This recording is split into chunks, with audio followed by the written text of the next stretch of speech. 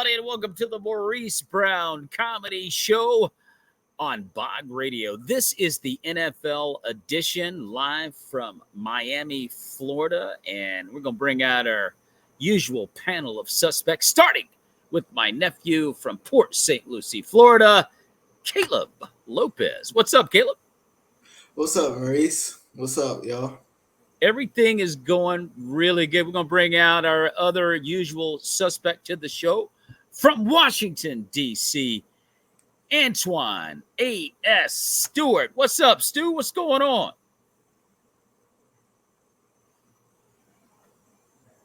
Stu, hit your volume there. We got a little bit of trouble picking you up. We're on the Maurice Brown Comedy Show here. And what's going on, family? Antoine A.S. Stewart. What's up, Stu? How's everything in D.C., brother? Everything's good. It's a little cold out here. Hey, man, what's the temperatures over there in D.C. today, man? I know this morning it was like in the 30s, but I think it's kind of like in the 40s right now. Doggone, dude. Me and Caleb feel so sorry for you. Yeah, man, it's like 75 degrees, man. We just chilling. Anyway, Stu, glad to have you aboard. Man, we had some interesting games go down, starting with Turkey Day. And the biggest shocker probably of the day were my boys, the Green Bay Packers, beating the Detroit Lions. They had Green Bay getting their heads kicked in. They came out and they almost kicked the Lions' heads in, winning it 29-22. What'd you think about this ball game, Stu? I thought it was a good game, man. Your Packers came to play, and the Lions are who we thought they were from last show. They're definitely posers. They didn't show up, and they got beat on Turkey Day. Caleb, your thoughts on this one? Yeah. I mean, the Lions are getting exposed as frauds. I mean, like you said, they almost got their heads kicked in by the Packers, who right now are not the greatest team in the NFL. But good job to them, to the Packers. They went out there, got a Thanksgiving Day win, and the Lions need to figure something out. Well, the Lions, they got a lot to figure out because, as you said, the Packers are, and that's my team. I'm going to be 100. They're inferior. We got two gifts in 2 consecutive weeks. The Chargers and the Lions both. I mean, they laid down. We took the ball game. But the Lions are about to, lose their seat at the big boy table if they keep this up. Now, they're 8-3, and they can afford a hit or two. But they better get it in gear. I don't think it gets a whole lot easier from this point going forward. Also on Turkey Day, the Dallas Cowboys 45-10 over the Washington Commanders. And then now people are starting to say those crazy things. We're going to talk about the Cowboys a little bit later on in the show. Good job for them. They did what they were supposed to do and whip an inferior team 45-10 over the Commanders. And then, Stu, your 49ers 31-13 over the Seahawks. What'd you think about that one? Oh yeah, it was a good Turkey Day, man. We played a good game on all 3 phases: offense, defense, special teams. We kept them in check pretty much the entire game. Gino, he really wasn't doing nothing. We stopped the run. It was a great day, man. We got to eat turkey on their field, man. So that was always fun. That's always a good time. You can eat turkey at somebody else's house. Let's see. The Miami Dolphins 34-13 over the Jets. I don't think there's any surprise there. The New York Jets, they went from Zach Wilson to Corporal Boyle, the grandson of Corporal Boyle from the Gomer Pyle comedy show back in the 60s. Anyway, I don't know what they're going to do going forward. The Jets don't look very good at all. There is talk that Aaron Rodgers will try to come back before the season ends. He turns 40 December 2nd. Is this a smart move or should he just wait the season out, Stu? It's one of those things where because he's turning 40, I don't know if he, feels as though he doesn't know if they're going to have a shot. I think to be honest with you, it depends on if the Jets continue to lose, he's not coming back. If the Jets are in playoff hope or contention, he might come back for the playoffs. It doesn't look like, the way the Jets have been playing recently that they're going to make the playoffs. And if that's the case, it's the smart decision for him to wait out and come back next year. So the Atlanta Falcons knock off the Saints 24-15.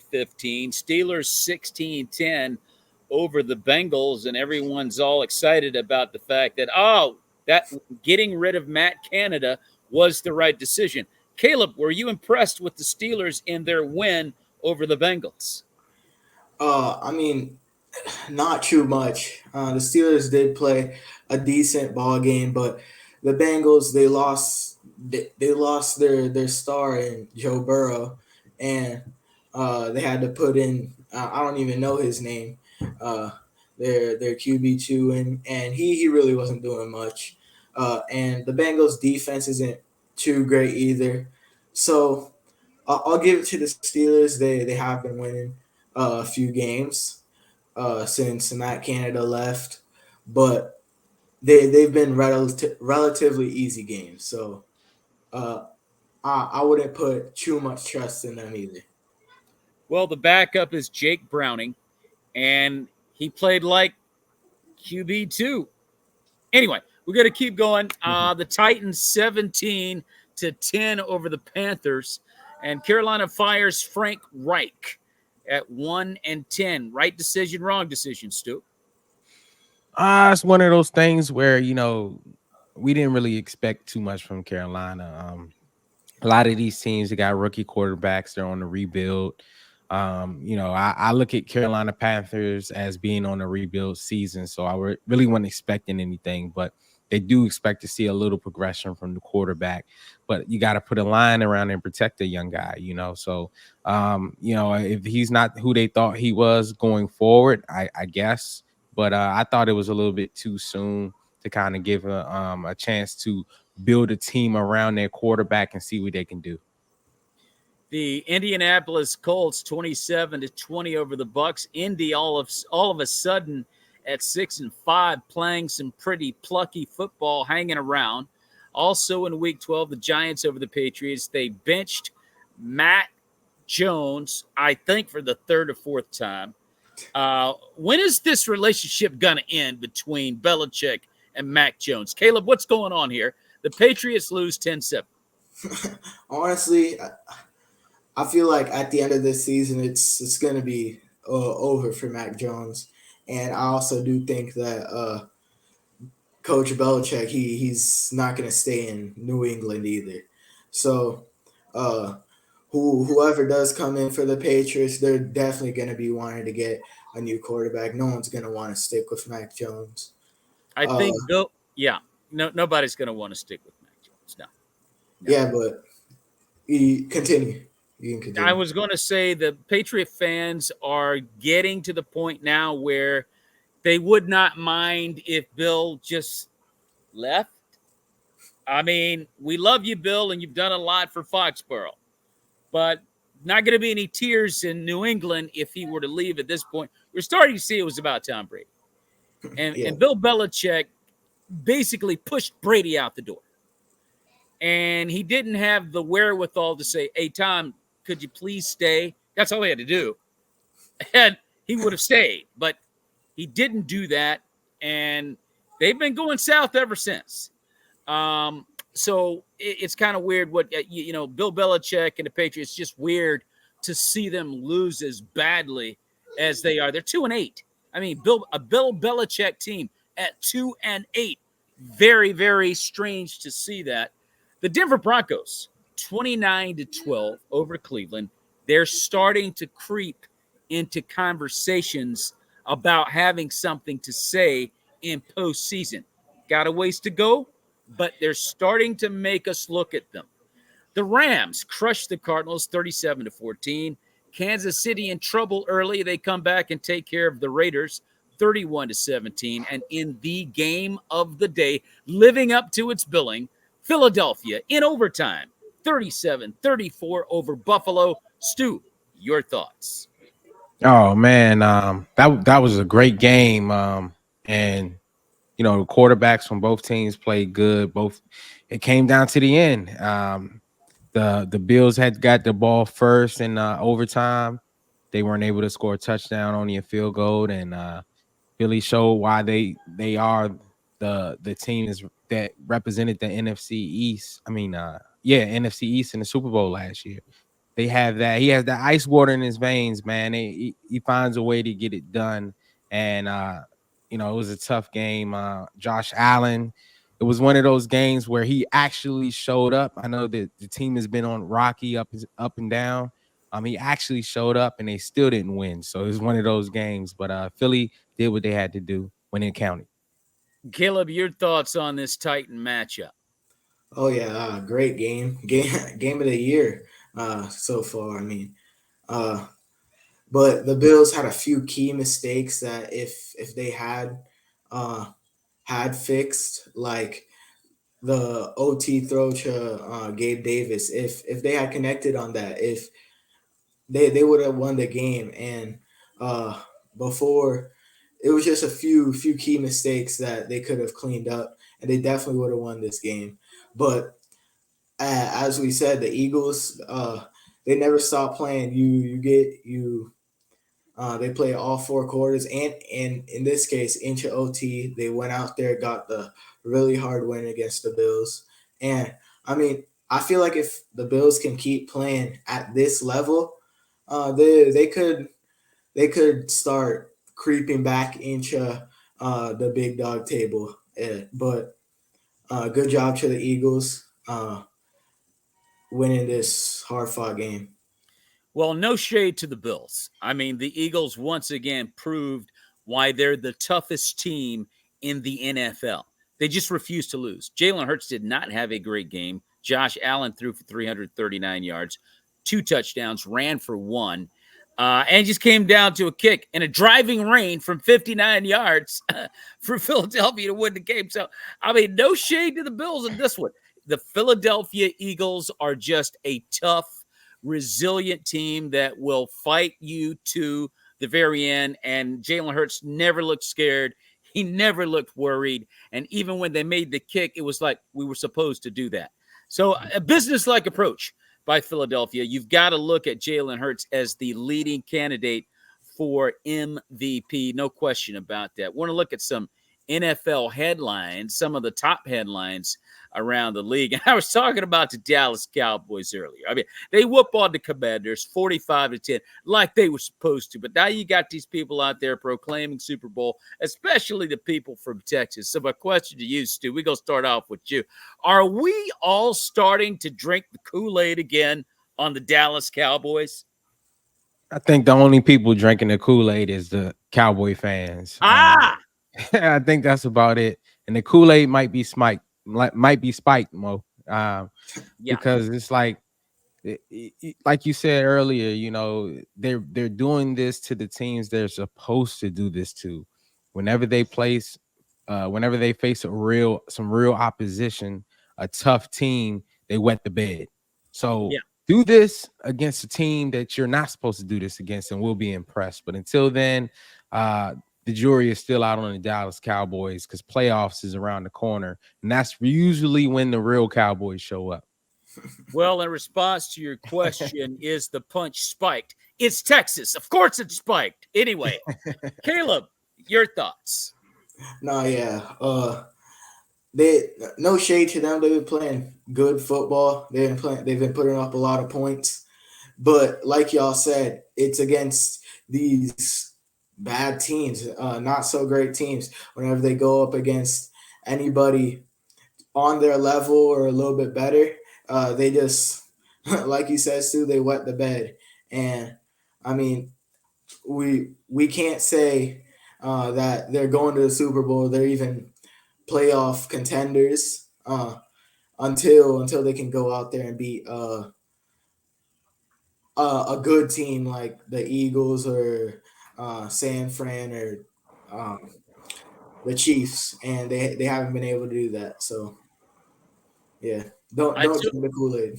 Yeah, we don't want to drink the Kool-Aid on the Cowboys. I'm not one of those that's convinced they're a Super Bowl contender. They're a good football team, but they have a lot to prove going forward. Next headline is the handwriting on the wall for Brandon Staley, head coach of the LA Chargers. They lost 20-10 to the Ravens. This time, Justin Herbert and that offense didn't even show up. Ravens do have a good defense, but 10 points at home, another loss for the Chargers. And then Riverboat Ron Rivera of the Washington Commanders after the firing of Frank Reich in Carolina today? Should Rivera and Staley be expecting a pink slip in the mail this week or in the next week or two? Stu, your thoughts? I think Brandon Staley might be getting a pink slip soon. I don't believe Ron is. If I'm not mistaken, I'm not 100% sure. I think that they kind of had a deal where it's like, look, we're bringing Eric in here, and then you can play out the season. I don't know what the initial conversation. I was hearing some chatter that Ron was told he could play out the season, knowing that they were bringing Eric in there. So we'll see, man. I don't know how written in stone that agreement was, but as far as Brandon Staley, the Chargers have way too many weapons for them to not be putting up more points than that. I mean, you got a great quarterback, you got weapons. They haven't even been running the ball well. I believe last week Hubert led the team in rushing yards, and it was like, what's going on? He's not Lamar Jackson.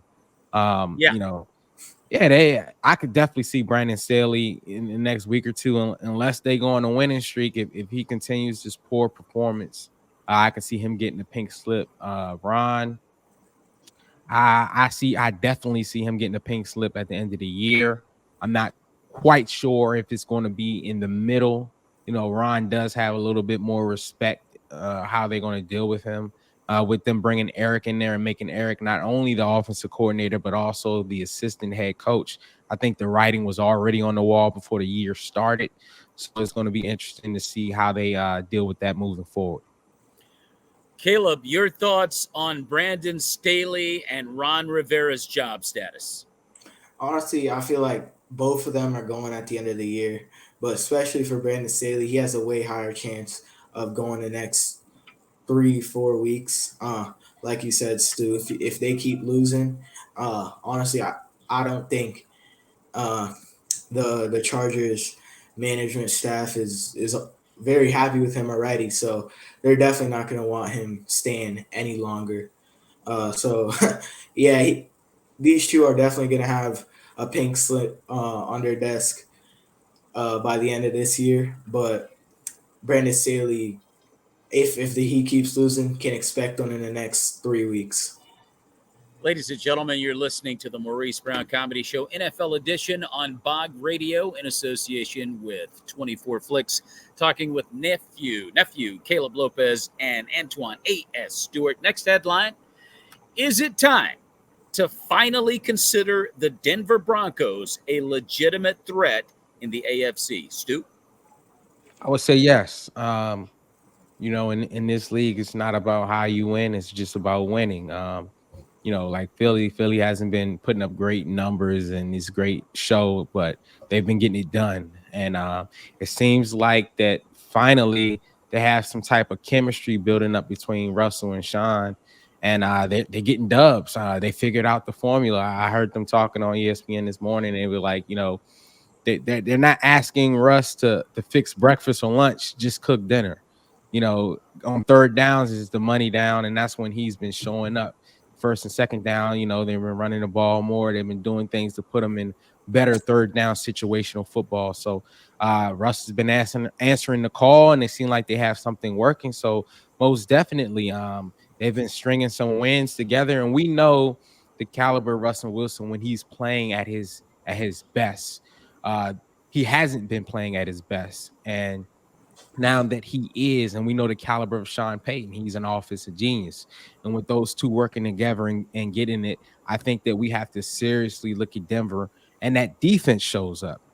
That Denver Broncos defense shows up. We seriously have to look at them as a contender, especially with the injuries and the way the AFC has been up and down with the Bills Mafia and with Joe Burrows with his hand injury. It's kind of leaving the lane open for the Denver Broncos to step in there and be in the conversation.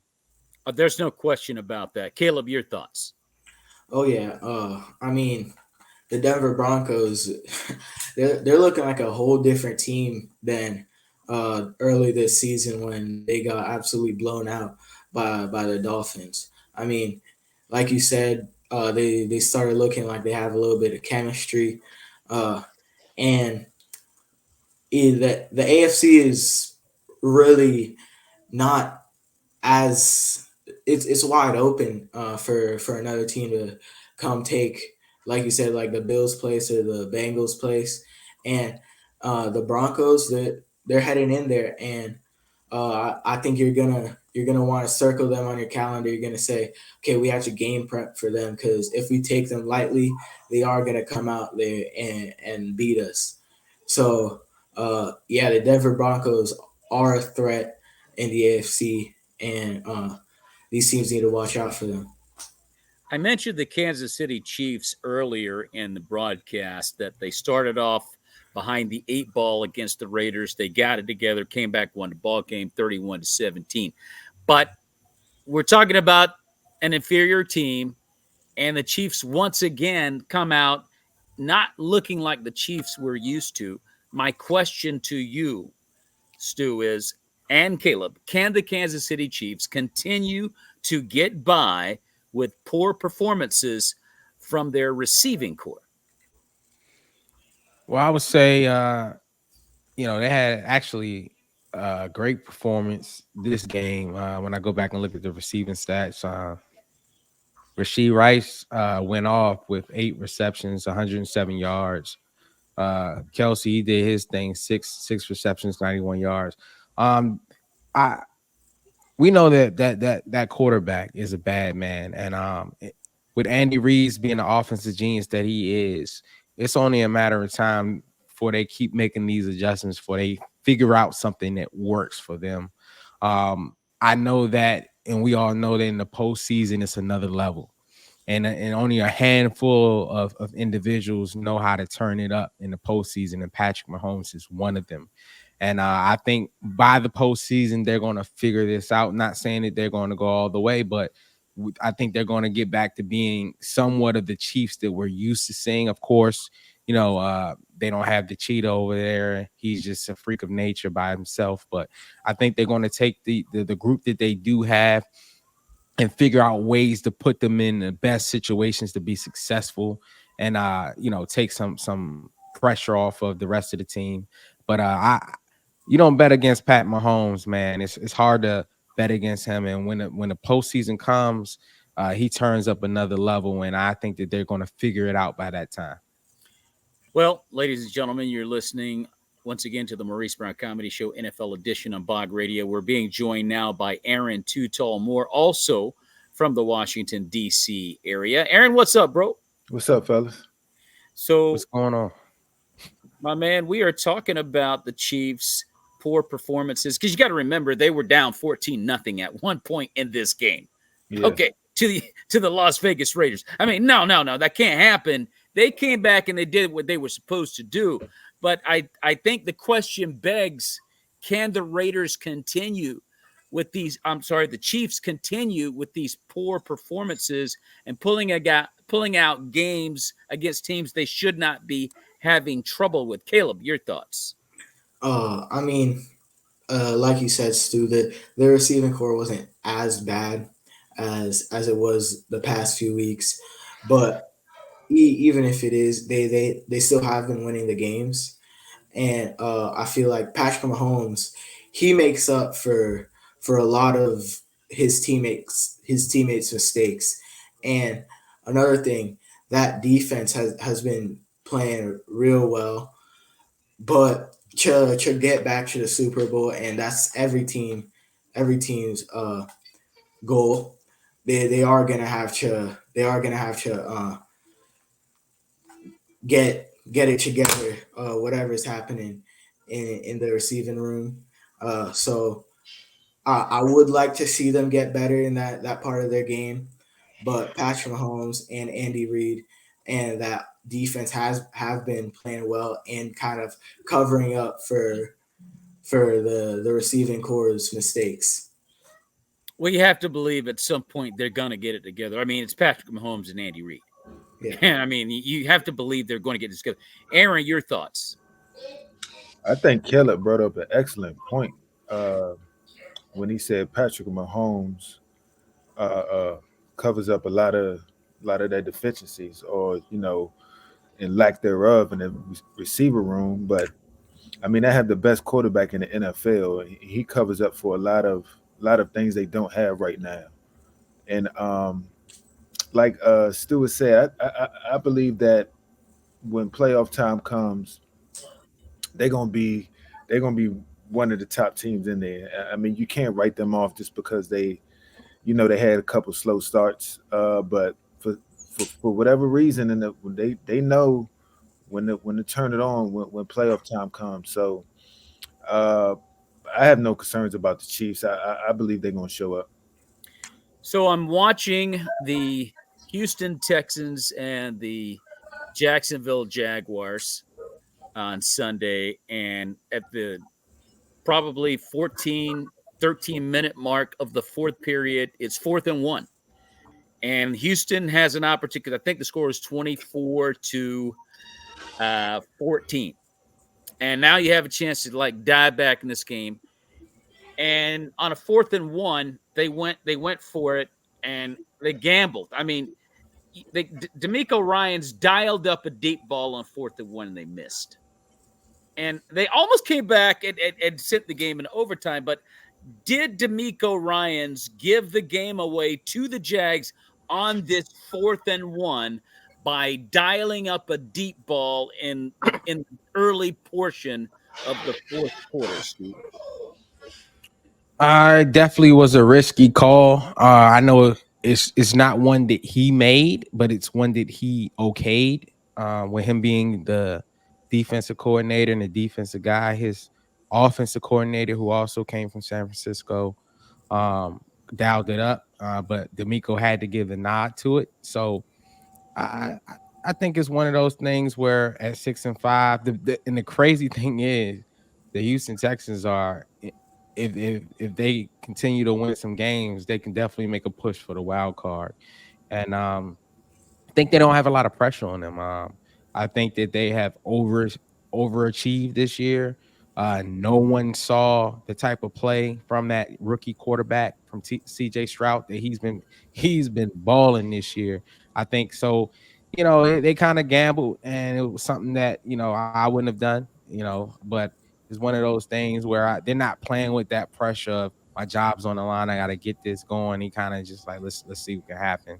CJ's been balling. Let's put the ball in his hands. So I'm not mad at the call as far as putting the ball in his hands. I don't think a deep ball was the call, or if it's just 1 yard to go. But that's just my take. And they almost came back and still sent the game in overtime. I mean, that's how dangerous Houston is. Caleb, your thoughts on this particular call at this juncture of the game? I mean, it's not a very smart play call. I'm pretty sure on third down they also threw a deep ball and didn't get it. And I mean, two deep balls in a row. You're on your 31 4th and 1, and then you don't convert it. It's a bad look. But I mean, like you said, Stu, they've overachieved. Their jobs are D'Amico Ryans. He's a great coach. His job isn't on the line. But it would have been nice to get one more win. And I think if they had converted this and gone down the field and scored a touchdown, it would have been their game. But he okayed the play, and they didn't hit on it, and he he's facing the consequences. But me personally, I probably would have gone with like a dive play or something. So he did kind of give the game away, but it was his decision. Aaron, your thoughts on this particular call? It was a terrible call. Um, did Yes. D'Amico Ryan know about it? I don't know if he did or not. Did he know it was a pass play? I'm sure he knew it was a pass play. Uh, I'm in a sense, if you're gonna run in a passing situation, if you're gonna run on 4th and 1 when you know you figure you need to get it and you want to run the ball, then I'm always in the mindset of show pass and then run. If you want to just put the horses in mano y mano, whoever's strongest gonna get this yard, then that's what we're gonna do. But I'm never the chances of you getting a 4th and 1 throwing a bomb or throwing it is unlikely. Too many things could happen, too many factors in it. So many tip balls. I mean, anything could happen. I mean, I just don't agree with that. If you can't get 1 yard in the NFL, then it is what it is. And if they stop you, then they stop you. I just don't agree with throwing on short yardage. And That's I don't, yeah, I don't either. I don't like throwing, shade at D'Amico. He's had a great year. They're 6-5, even though they lost a ball game. They're still in the hunt, and a team you don't want to play.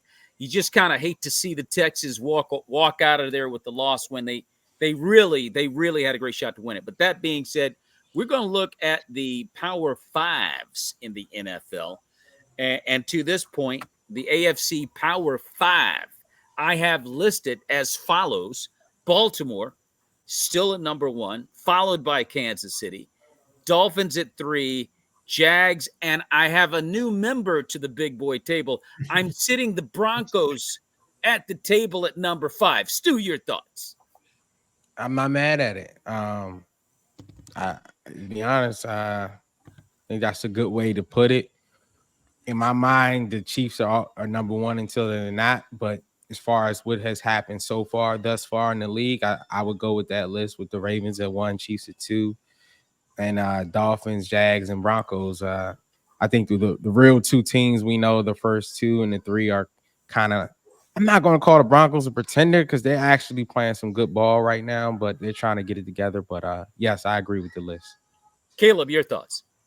No, yeah, perfect list. I like that the Broncos are on there. Uh, like you said, the Chiefs could be at one. Though those Ravens and Chiefs right now, they're playing on pretty high levels. Uh, both teams have a little bit of fix here and there, but they're kind of interchangeable right now. Then, but yeah, I like the list. Aaron Moore, your thoughts, sir?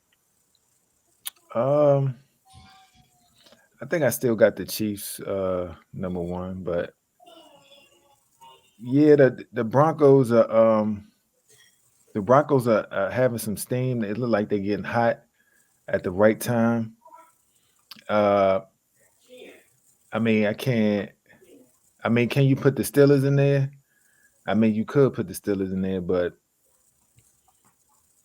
I mean, I think the Broncos are a little bit more hotter than the Steelers. I in that fifth spot. I don't agree with the. I'm not comfortable with the Steelers offense at this point. Yeah, Even though they still won last week, but their offense is still kind of shaky. But yeah, I agree with that top five. I think when you look at teams like Pittsburgh and Cleveland, both have records that are better than Denver. But now you have to kind of look down the road a piece and you go, this Mm, Cleveland team with DTR at the helm, or whether it's Joe Flacco, they're done. yeah, And Miles Garrett is hurt. The Steelers may as well have kept Matt Canada. I didn't see anything different. You went. That was an ugly, ugly win.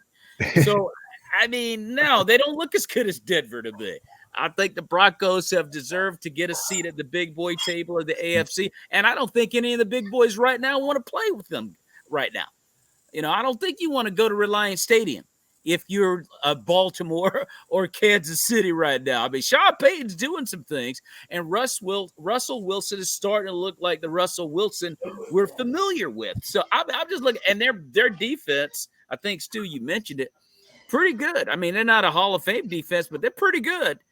And things seem to be coming together for Denver. So I'm gonna give them a seat at the big boy table, and we'll see what happens. I'm gonna switch to the NFC. My Power Five is as follows: Philly still number one, followed by the 49ers.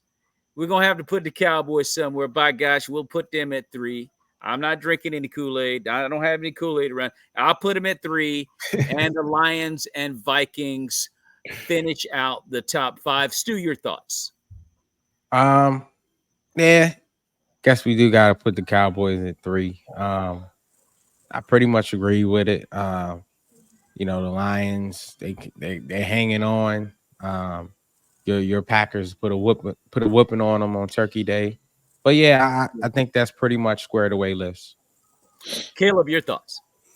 Yeah, not much to say about the NFC. The two teams on top, they're the ones that are really balling out, the ones that are Super Bowl contenders. I mean, yeah, so I have to agree with this list. Aaron? Um, yeah, I mean, the only thing about the Cowboys is they haven't beat nobody with a Right, legitimate record, you know. So right, it's right. kind of they still questionable. Everybody they lost to was a above 500 team. So the Cowboys, I don't know. I might even put the Lions in front of the Cowboys. At least the Lions, you know, has some kind of significant wins, and the Cowboys don't got no significant wins. You Well, know, they don't. I totally agree. I think the difference between the Lions and Cowboys, and really this is apples and oranges, the argument. However, I would give the Cowboys a tad bit more credit because they don't fool around with inferior teams. They mash inferior teams. They stomp them out. And the Lions don't do that. You know, Mhm. I mean, they've lost to the Packers. They almost lost to the Bears. They were destroyed and humiliated by Baltimore. That's when we found out they were frauds for real. Mhm. And Dallas similarly, they've been blown out by the 49ers. We found out they were frauds.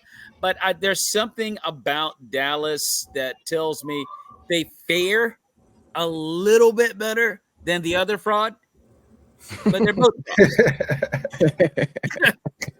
You know what I mean? They're both frauds. But anyway, let's go to the NFL Power Five for the entire league.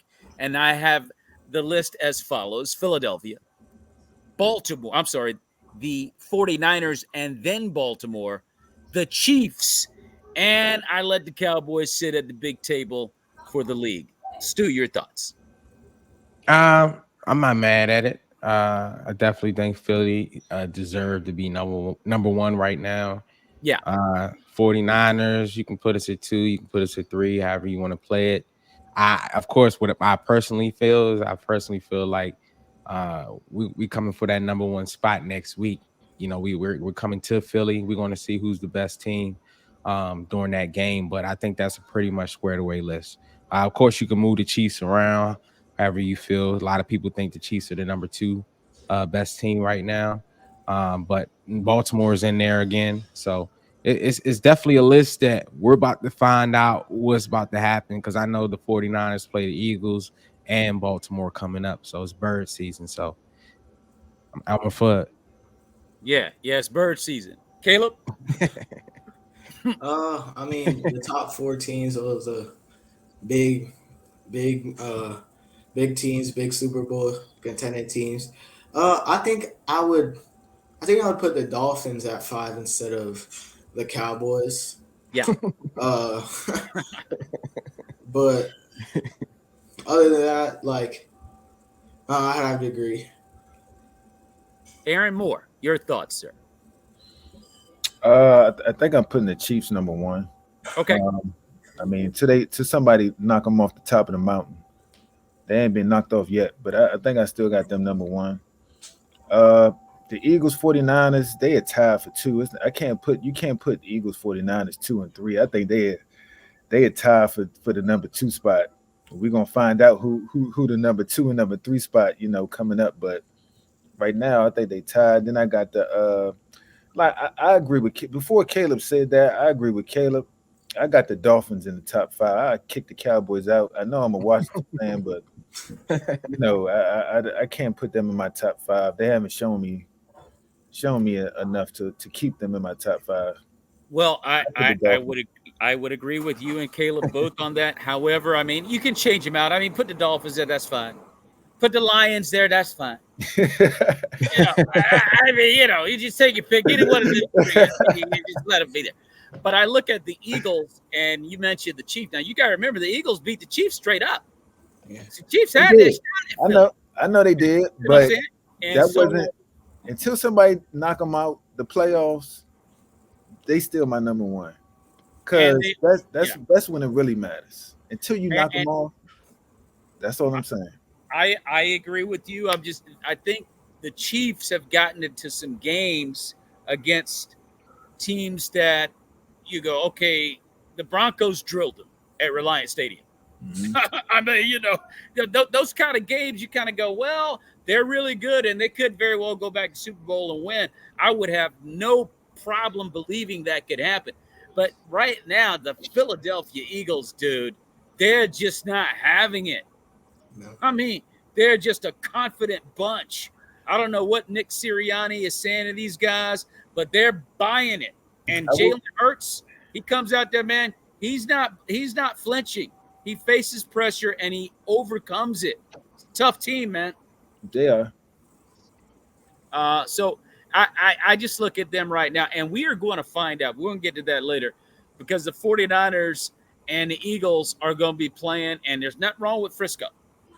Frisco is 100%. That might be the game of the year, not of the week. This might be the game of the year. I think it Okay, is. and as I say that, we're gonna kick it off on Thursday night on Prime Video. It's going to be the Seattle Seahawks and the Dallas Cowboys. And I'm gonna tell you right now, the one thing about this game is this is going to be a difficult game for the Cowboys, and I'm going to slightly favor Dallas because the Seahawks have shown they have some serious flaws, although a good team, and they're going to Dallas.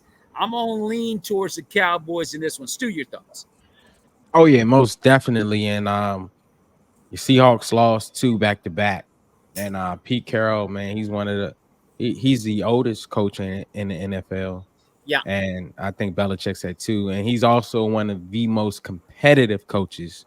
And he doesn't like to lose, definitely 2 back to back. And this would be 3 back to back. Seattle gets a little bit extra time to rest because they played on you know what, they got the same amount of time. They both played on Turkey Day. So it's going to be one of those things where the Cowboys going to do what they've been doing to these inferior teams, to the Seahawks, who are kind of the middle of the pack team. They're not super good and they're not right, super bad, or they're right. going to get out there and look like the Cowboys. So Yeah. I'm gonna pick the Cowboys. They should do it. They supposed to do it at home, but I wouldn't be surprised if they lose to the Seahawks. Caleb, your thoughts in this matchup here? Uh, I think I'm gonna go with Dallas. I feel like whenever Dallas does see someone inferior to them, which I think Seattle is a little bit inferior to Dallas, they usually handle business. But it is the Cowboys. You can't really trust them in anything. So Seattle does have a chance, but I'm gonna pick Dallas on Thursday night. Aaron, your thoughts on this matchup? Uh, Now I'm not saying this because I'm a Washington fan and I'm not picking Dallas but to me, Seattle has been battle tested more than Dallas, even though they got a worse record. They had a harder schedule, in my opinion. Yeah, Now I'm gonna say this: Dallas again has not beaten nobody with a winning record. They haven't beaten nobody with a winning record, and I don't think it's gonna start on Thursday night. These are the games that Dallas lose that make people question them.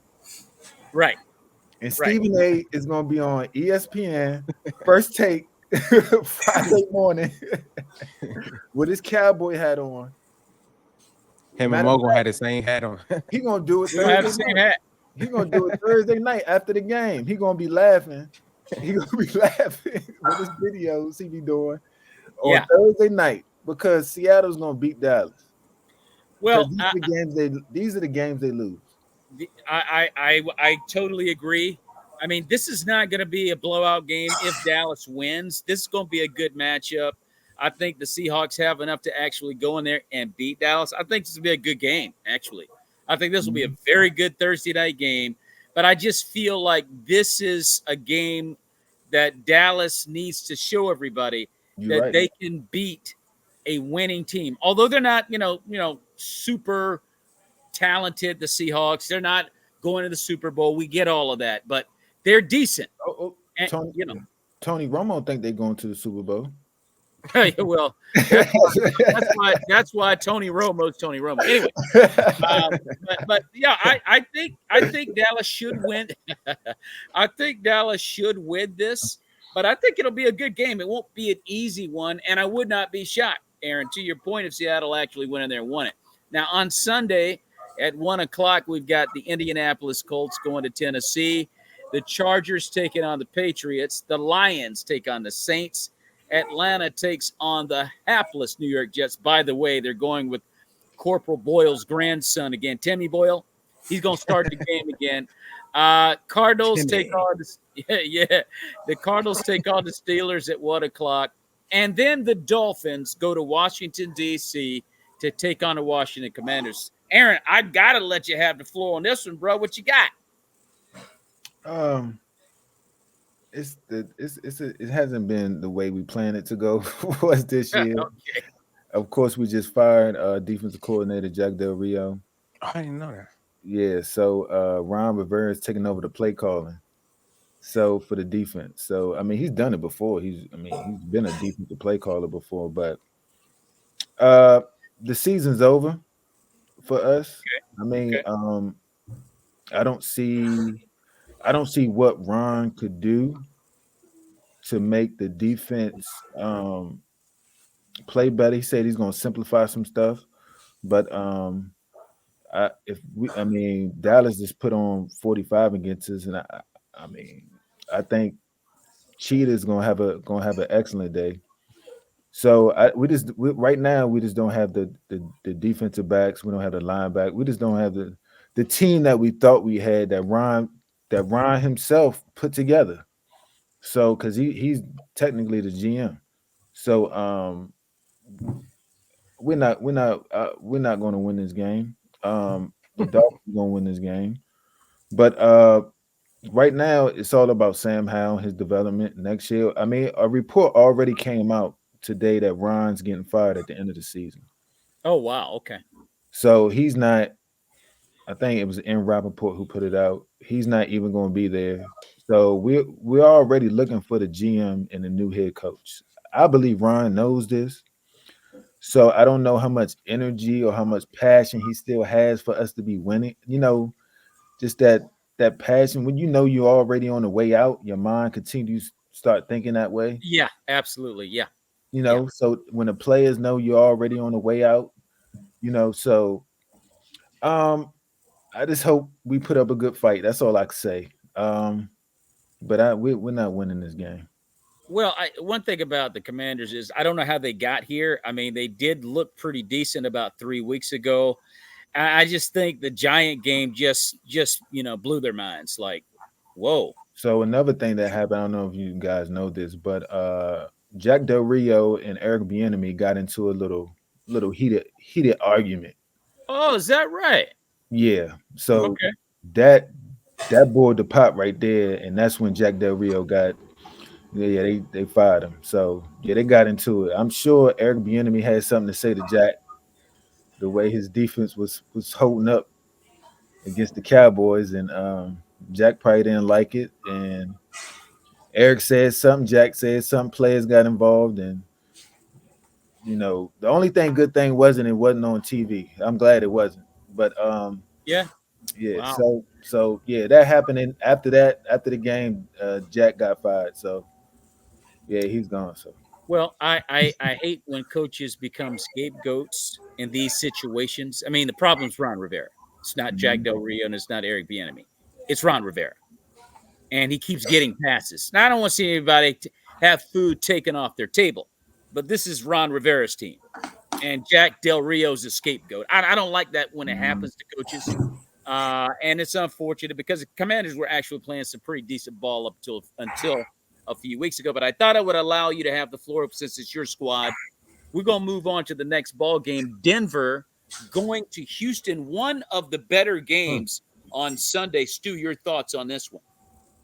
That's gonna be a good game. I think you got the new talent, and then you got the old reliable talent in Russell.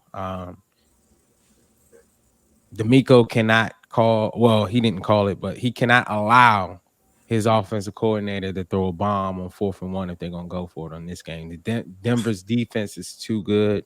They're gonna have to take what the defense is giving them. They're gonna have to play smart situational football.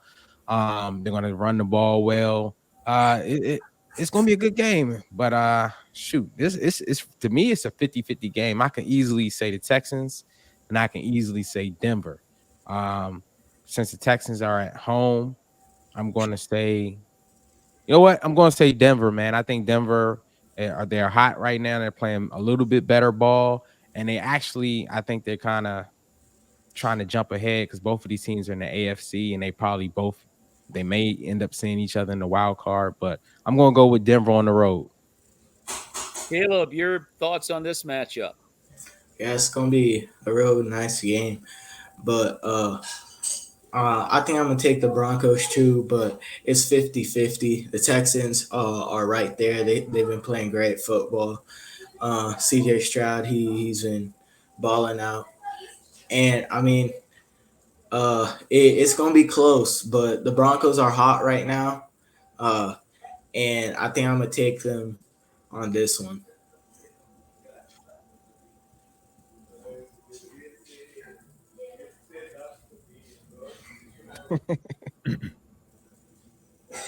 Well, I'm gonna go. I got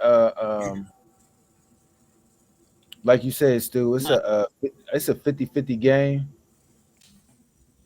And so let's look at the 4 o'clock games on Sunday. We've got the Panthers and the Bucks, and at 4:25, it's Cleveland and the Rams.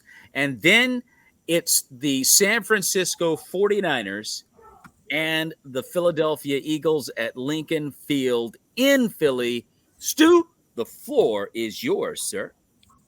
Oh, it's going down. As y'all mentioned before, this might be the game of the year. These are arguably two of the best teams in the league. And it picks back up where we left off. We left last time I remember we were playing the NFC Championship game in Philly, and we had the running back playing quarterback. We had Christian McCaffrey playing the quarterback. Right now, as you stated, Mo, we are 100% healthy, ready to go. Trent's healthy, Debo's healthy, the whole supporting cast is healthy. Defense is ready to rock. This is a big game. To me, this is a fight for the first place in the NFL, because even if we tie out, if we have that win over them, that will give us the edge. So this game, it couldn't be any bigger than it is now.